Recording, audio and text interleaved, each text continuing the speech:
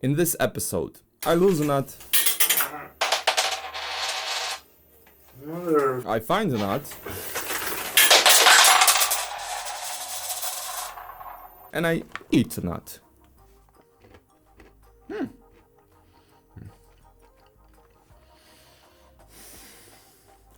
Haselnut. Ja, sehr gut. Sehr gut, ja. Noch einmal. Hello there, fellow tarmac lovers, Matthew here.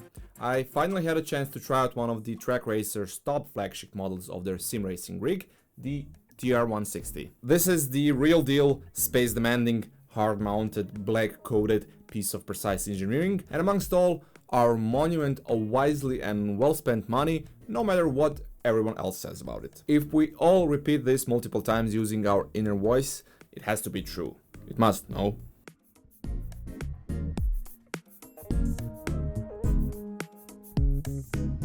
Oh, and before I continue, I've noticed that a lot of you who are watching my videos are not subscribed, so consider doing that because I do a lot of sim racing content intertwined with PC and other hardware related topics. It really helps me out a lot. Okay, let's move on. But before, let's do just one more teeny tiny hazelnut. Yeah, energy. As with pretty much any other sim racing gear manufacturer, Trak Racer, besides the sim racing stand and two base rigs, by the way I'm loving this Alpine one, also offers more hefty models like this TR160 behind me. As you might guess, and as this big 2022 McLaren MCL36 Formula 1 car behind me suggests, I dab here and there with building Legos. Here and there. No honey, those are not new Legos rustling. Nope, not at all. Nope. Anyhow, the TR160 is built using a fairly industry common extruded aluminum profiles, not only in relation to the sim racing world, but also in other segments. The reason being that it's very modular and easy to work with, like Lego rigs. These ones are the standard 40mm wide and well 160mm tall profiles, hence the model name, TR160. Trak Racer also offers an 80mm tall model, the TR80.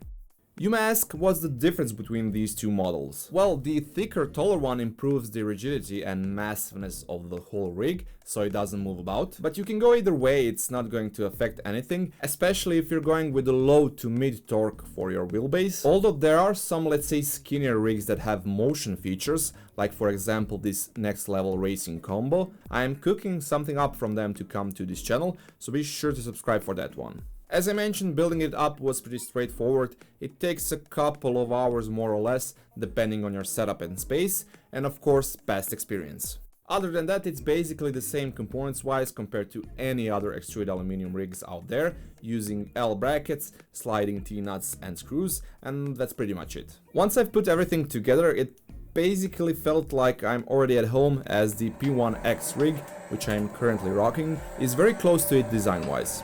You can check out my review of it here. I also like their solution for the pedal tray. It's easy to adjust the angle, especially with this quick release mechanism, although moving it back and forward can be a bit of a hassle since you have 8 T-nuts making resistance when you want to move them around. The mounting plate for the wheel is rather different from what I've usually seen so far, but I'm not going to dwell onto it too long. It's alright, adjustable, decently firm and so on, but most importantly it has actually completely changed for the newer generation of buyers, and let me explain you how and why.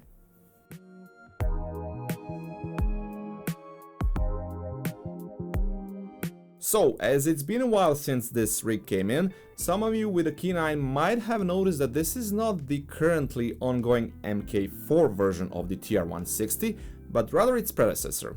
Why is that? The thing is that compared to what we usually see in this space, Trak Racer uses the feedback from the community and implements it, well, rather fast, as you can see, as this is already the fourth revision of this model. Some of the improvements are aesthetic based, while others are more practical ones and came into fruition as hands-on experience and feedback from users or themselves who notice little quirks here and there.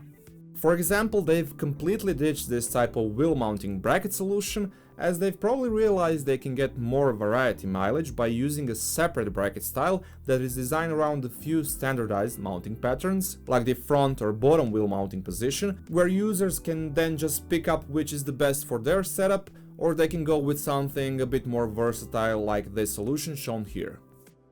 They've also upgraded the connection between this vertical tower and the side profile for the shifter with this branded end plate.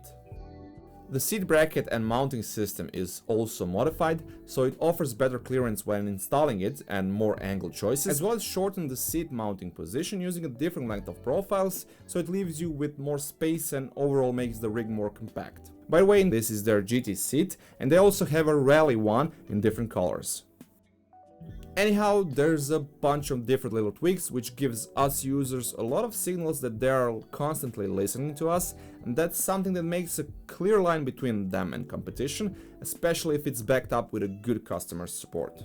Nowadays, when everyone is making everything, these are the details that can win us, the customers, over, because we feel and know that the brand has invested their time and effort in a more personal manner.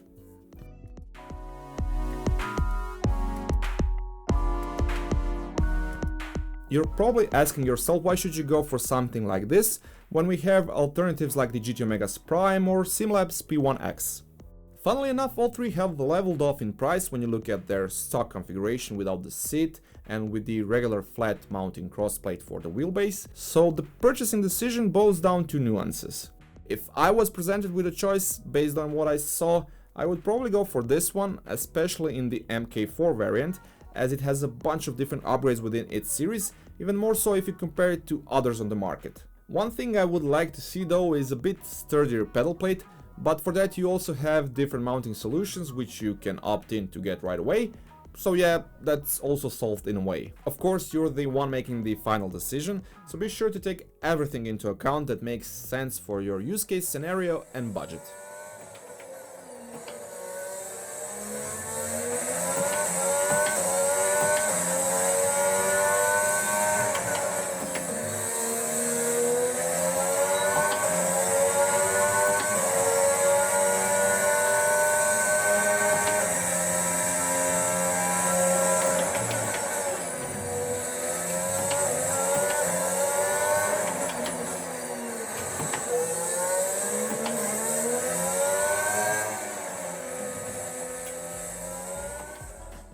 Thanks a lot for watching, feel free to drop a like if this helped you, or just for the fun of it, why not?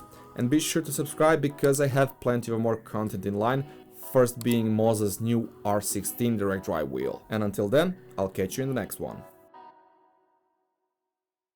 Oh, and before I continues